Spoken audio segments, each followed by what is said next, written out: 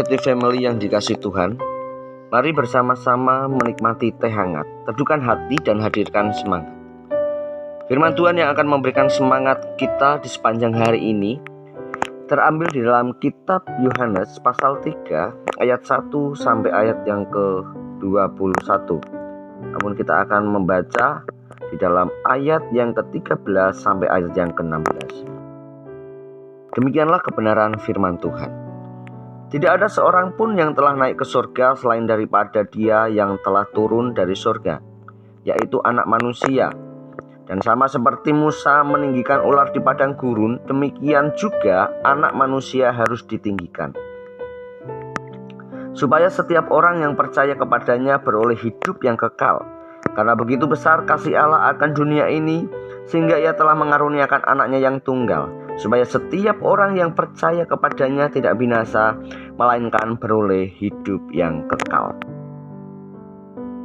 Getty Family yang dikasihi Tuhan, istilah kelahiran baru merupakan konsep yang sama sekali tidak dipahami oleh Nikodemus, meskipun dia adalah pemimpin agama pada waktu itu. Ia memaknai kelahiran baru dengan pemahaman secara manusiawi. Kemudian Yesus menjelaskan prinsip ini dengan kisah Musa yang meninggikan ular di padang gurun. Bangsa Israel berjalan menuju tanah yang dijanjikan Tuhan. Mereka mengembara selama 40 tahun, letih dan bosan atas makanan, serta berbagai pergumulan sulit mengiring langkah perjalanan mereka. Sebagian besar angkatan pertama pun sudah mati di padang gurun, dan akhirnya mereka marah terhadap Allah dan juga Musa. Tetapi justru Tuhanlah yang menjadi murka dan kemudian menyuruh ular-ular tedung memagut mereka. Setelah banyak yang mati, mereka pun ketakutan dan bertobat. Tuhan berfirman agar Musa membuat ular tedung dari tembaga dan menaruh pada sebuah tiang. Setiap orang yang dipagut ular bila memandang pada ular itu akan tetap hidup.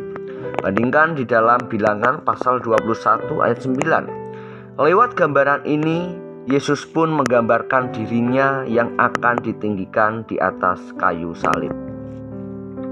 Allah mengutus anaknya yang tunggal ke dalam dunia ini untuk menyelamatkan manusia dari hukuman kekal dan kebinasaan.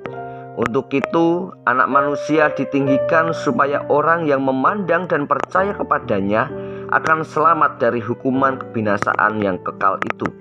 Kata percaya diulang 3 kali dalam bagian ini sebagai penekanan akan hidup yang kekal, yaitu hidup yang tidak dihukum oleh murka Allah. Getty Family yang dikasihi Tuhan, percaya adalah menerima Yesus Kristus dalam hati dan menjadikannya Raja di dalam hati kita, serta mempercayakan hidup kita kepadanya dengan melakukan perbuatan yang diperkenankannya. Memang tidak semua manusia mau memandang dan percaya kepada Anak Manusia yang ditinggikan di atas salib. Mereka lebih suka kegelapan dan tinggal di dalamnya. Hanya mereka yang dipilih dan dipanggil oleh Allah yang akan datang kepada terang itu dan menjadikan terang itu menuntun di dalam hidupnya dan percaya kepada terang tersebut, yaitu Yesus Kristus, Juru Selamat kita yang kekal. Mari kita renungkan, apakah kita sudah membuka hati kita bagi terang itu dan menjadikan Kristus sebagai pusat di dalam kehidupan kita. Mari kita berdoa. Bapa di dalam surga, kami berterima kasih untuk hidup yang kekal yang telah Engkau anugerahkan di dalam kehidupan kami. Ajar kami untuk selalu percaya kepada Engkau dan menjadikan Engkau sebagai terang di dalam hidup kami dan menjadikan Engkau sebagai pusat di dalam kehidupan kami. Terima kasih Tuhan Yesus untuk anugerah-Mu yang begitu luar biasa yang telah membawa kami kepada keselamatan. Demi Kristus yang hidup, kami berdoa dan mengucap syukur. Haleluya. Amin. Selamat beraktivitas.